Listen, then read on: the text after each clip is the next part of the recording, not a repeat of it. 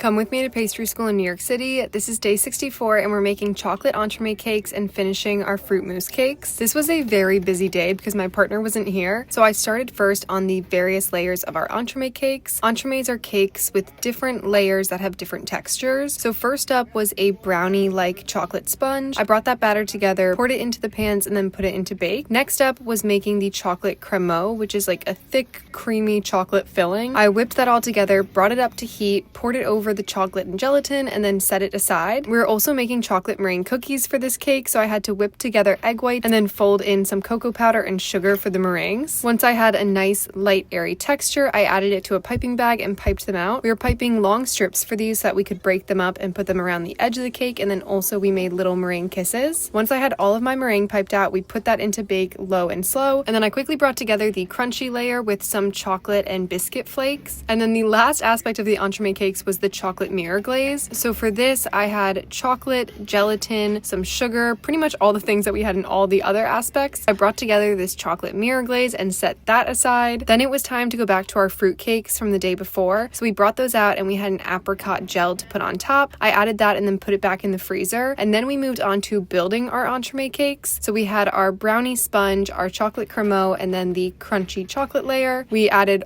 all of those together and then put them into the blast chiller until the next class. At this point, the apricot gel had set up on our fruit mousse cake, so I brought that out and it looked so cool. This was such a fun cake. I cut into it to see the slice as always, and it looked so beautiful. I loved all of the colors and the little jelly topping. Come back to see our entremet cakes.